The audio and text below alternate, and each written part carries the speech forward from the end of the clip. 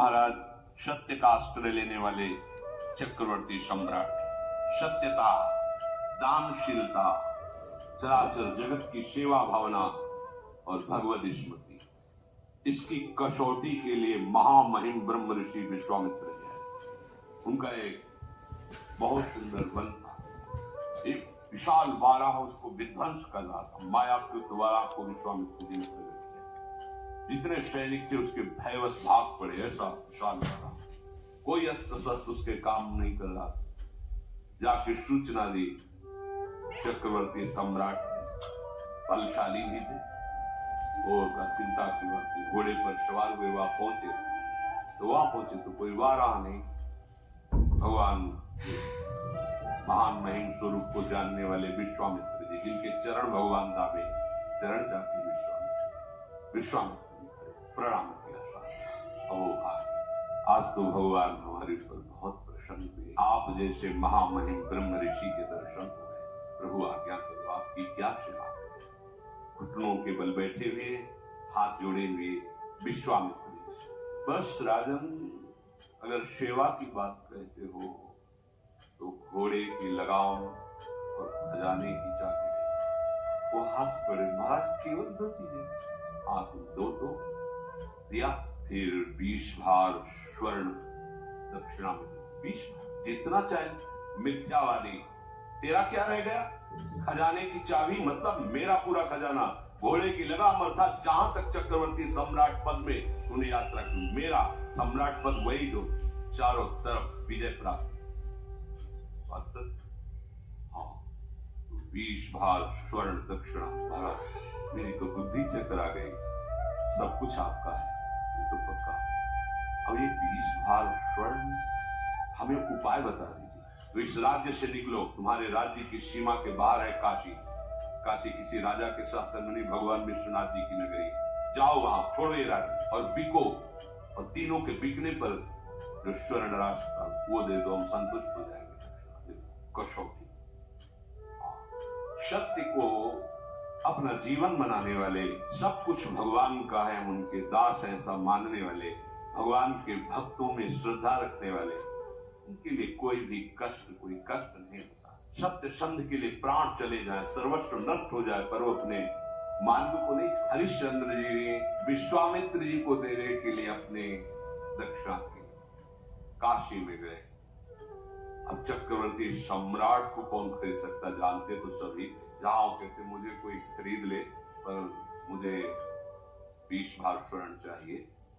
मेरी पत्नी, उनकी शैब्या पत्नी, बड़ा कारुणिक प्रसंग है, जो महलों से बाहर कभी किसी ने देखा नहीं। वो बिकने के लिए अपने पति के साथ, देखो उनका पातिव्रता, कि आप हारे हो, हम थोड़ी हारे, जाओ तुम्हें जहां जाना। और पुत्र रोहित कुमार, तीनों काशी में बिकने के लिए। कौन खरीदे? आज भी हरिश्चंद्र घाट है काशी में, तो वहां डोम स्वरूप में खरीदने वाले आए। कहा हमारी पत्नी, पुत्र और हम तीनों के बिकने पर मुझे 20 स्वर्ण भार चाहिए, जो दक्षिणा देना। बोले उनको तो नहीं खरीद सकता, मैं आपको खरीद सकता हूँ श्मशान की रखवाली। एक ब्राह्मणी ने उनकी पत्नी को खरीदा तो बच्चा उन्हीं के साथ रहेगा। दोनों की धनराशि मिलाकर दक्षिणा विश्वामित्र जी वहां से चले। अब वो कैसे कठिन कष्ट को सहे, जो चक्रवर्ती सम्राट, उसकी दिनचर्या क्या होगी? एक धर्मात्मा, सत्यवादी। और दिनचर्या क्या है इनकी? ड्यूटी, सेवा लगा दी। श्मशान में जो भी 100 फूकने आवे उसे कर लेना। और काशी एक ऐसी नगरी है जहां रात दिन 100 फूके जाते हैं। जैसे लकड़ी का टाल लगा रहता है, ऐसे काशी में 100 का टाल लगा रहता है, मुर्दों का। 50 चिताएं ऐसे चलती रहती। वहां घाटों पे ही तो रहे, 50 चिताएं। दशाश्वमेध घाट है, मतलब 50 फूक रहे तो 100 इधर 100 उधर, ऐसी सब। वो महाश्मशान भगवान शिव का तांडव का। चिता भस्माले को करणमसनम दिक्पट धरो, जटाधारी कंठे भुजगपतिहारी पशुपति कपाली भूतेशो। महामहिम शिव की तांडव स्थली है। उसे हट कर हरिश्चंद्र घाट है। सोचो जरा, ऐसा महामहिम चक्रवर्ती सम्राट की सुविधा में पलने वाला शरीर, इस स्मशान में 24 घंटे की सेवा, भरण पोषण करने वाला मालिक कौन? डोम, उसकी आज्ञा पर, और उनको खाने को सूखे अन्न को, चना, कोई कसौटी कसी जाती है तो हमारा तन नहीं, हमारा परिवार नहीं, हमारा राज्य नहीं, हे नाथ मैं आपका हूं, ये सत्य है तो दिखाओ, दिखाओ परीक्षा में कि आपका कुछ नहीं है और आप सत्य का ऐसे पालन करते हैं।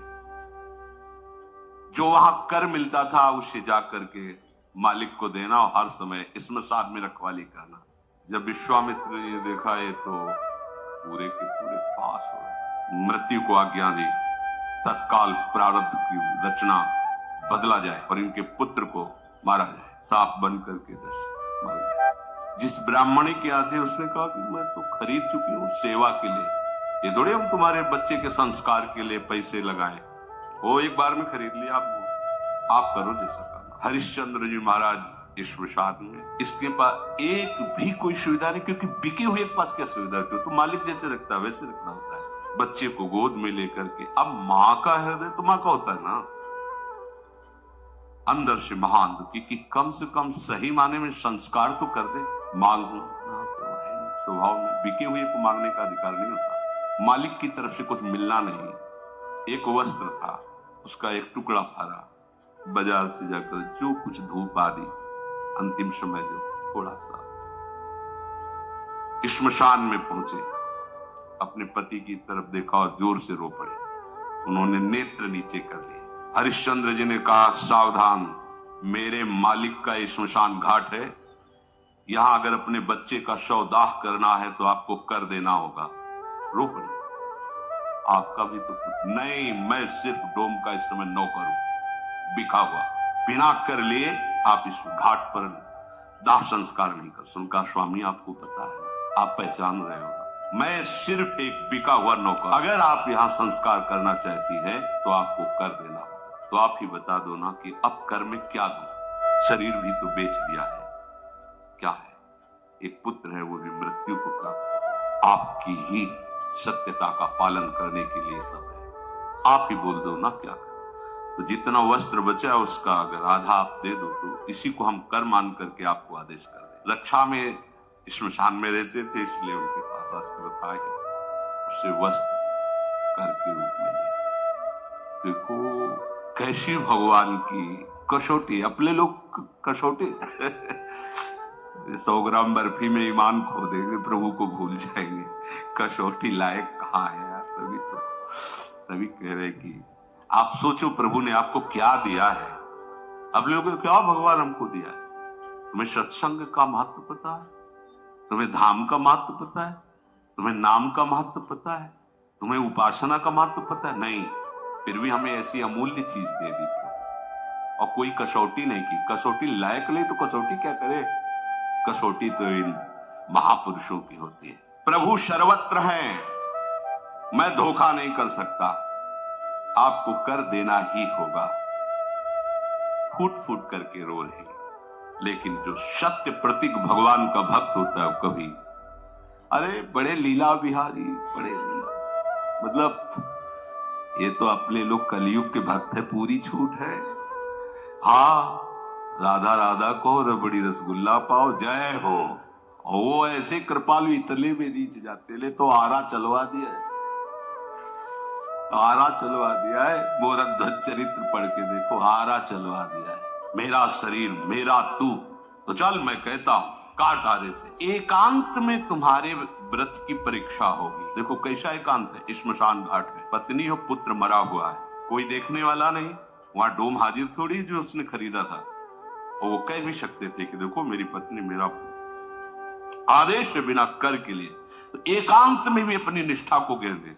आप एकांत में अपने प्रभु को एक तरफ रख लो और अपने एकांत को एक तरफ देखो। एकांत में आपकी प्रभु की प्रधानता रहती है, विषय की प्रधानता रहती है। आप खुद देख लीजिए, हरिश्चंद्र जी की आंखों में एक बूंद भी आंसू नहीं है। जे ही वस्त्र फाड़ करके कर के लिए देने के विश्वामित्र जी प्रकट हो, बस बस हो गए। उनका क्या प्रभु, बोले बस यही देखना चाहता है कि तुम सत्य में वास्तविक दृढ़ हो। उठो। ये कहा तो पुत्र उठ गए, क्योंकि तत्काल उस अशुभ प्रारब्ध को भेजा गया और कहा ये अपनी चाबी लो, ये अपनी लगाम, और देखो हमारे साथ कौन कौन आया हुआ है। साक्षात देवराज इंद्र, परमेष्ठी ब्रह्मा और स्वयं भगवान, पूरे सृष्टि विभाग के महामहिम वही घाट पे उपस्थित हो। तुम्हारे जैसा धर्म का पालन करने वाला, सत्य का पालन करने वाला कोई बिरला है। आशीर्वादों की छड़ी लगा दी देवराज, भगवान ब्रह्मा, भगवान हरि। धर्म सब कुछ नष्ट हो जाए, अपनी निष्ठा नहीं, पर अपनी एक तरफ प्रभु को रख के देखो। जब ये बातें पढ़ते हैं तो देखो एकदम चूर चूर अहंकार हो जाता है। ऐसे माने घूमते हम बड़े भगत, हम बड़े।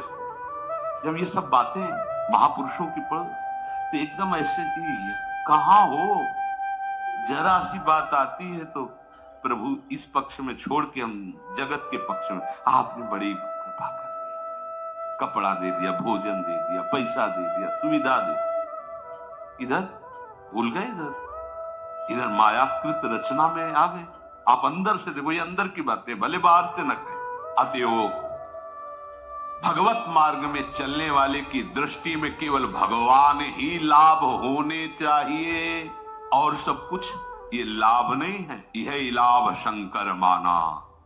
भगवान के भक्तों के संग से भगवत प्रेम में अश्रु बह रहे, ये लाभ, ये महान लाभ है।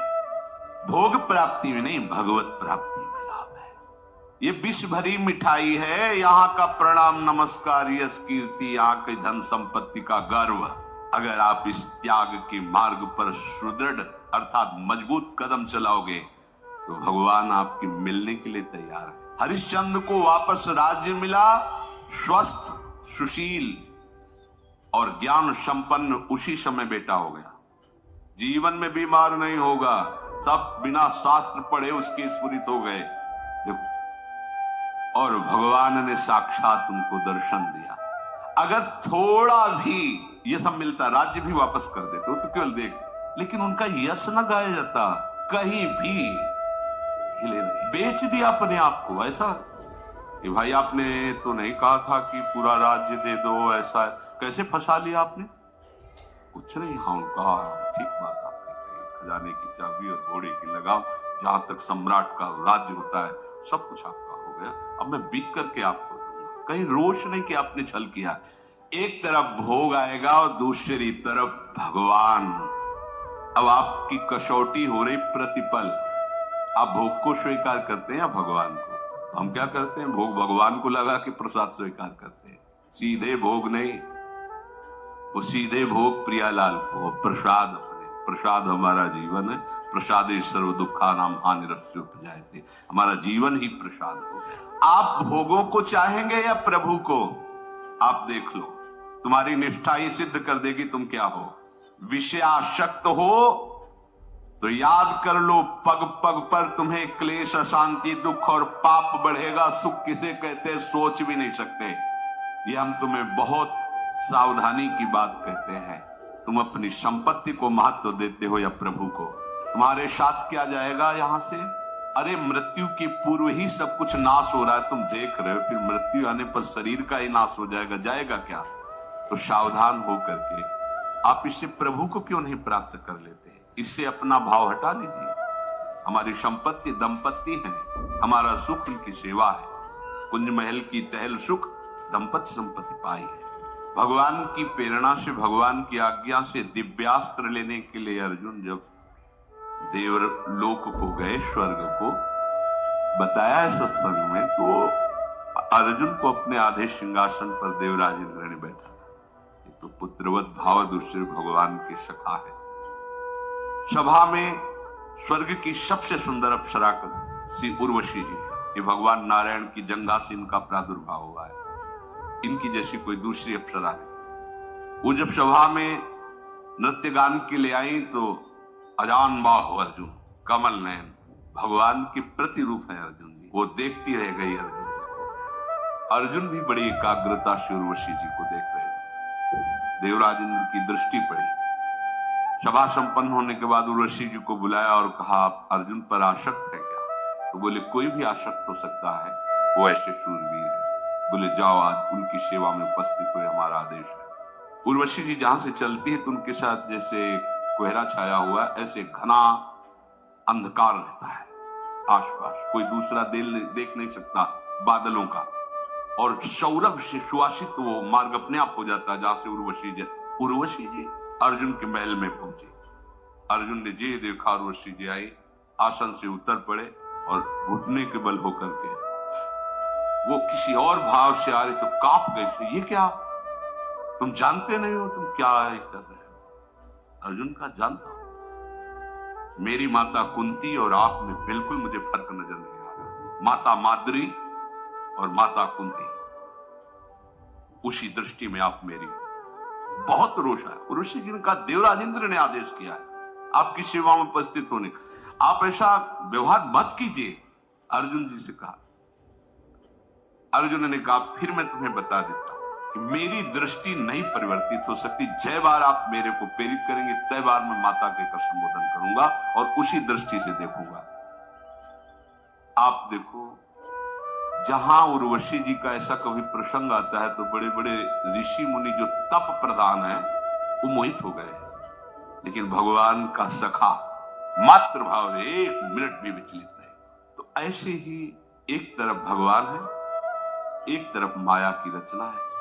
अब आपकी उसी समय निष्ठा की परीक्षा होगी। आप देखते रहे ना, ये भगवान परीक्षा नहीं लेते, आप समझो, भगवान तो बड़े कृपालु हैं, लेकिन वहां तक पहुंचने के लिए अनंत शक्तियां भगवान की हैं, वो योग्य बनाती है हमें, भगवान की योग्य बनाती है। तो जब हम फेल होते तब फिर महापुरुषों की कृपा हमें उठाती, आगे बढ़ाती, पर आपको पास होना पड़ेगा इस बात में।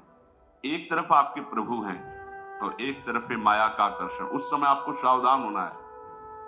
आप कुछ भी खा रहे हैं, पी रहे हैं, देख रहे हैं, सुन रहे हैं, बोल रहे हैं, चल रहे हैं, तो भगवत स्मृति है कि नहीं? अगर नहीं है तो आप लुट गए उधर। ये प्रियाजू का है, हम सब प्रियाजू के आश्रय में रहे। कोई इसे मेरा नहीं कह सकता है, ना आप कह सकते हैं ना मैं कह सकता हूं, ये प्रियाजू का है। ऐसे ही आप अपने घर को प्रभु का मंदिर विराजमान करके प्रभु की सेवा विराज, उसे प्रभु का मानो तो अनिकेता हो जाएगा भगवान को जो प्रिय है। स्थिर मति, अपनी बुद्धि को प्रभु में निश्चल कर लो। प्रभु के जैसा कुछ नहीं है, कोई नहीं है, कहीं नहीं है, तो प्रभु से बढ़कर भी कोई कैसे हो सकता है? पर हम लोग यहाँ घाटा सह लेते हैं, प्रभु से बढ़कर किसी वस्तु व्यक्ति स्थान को महत्व दे देते हैं तो भजन छूट जाता है। प्रभु कहते हैं जो ऐसा भक्त है वो मुझे बहुत प्रिय है, और वही वास्तविक संसार की सेवा अपने जैसा भाव करके कर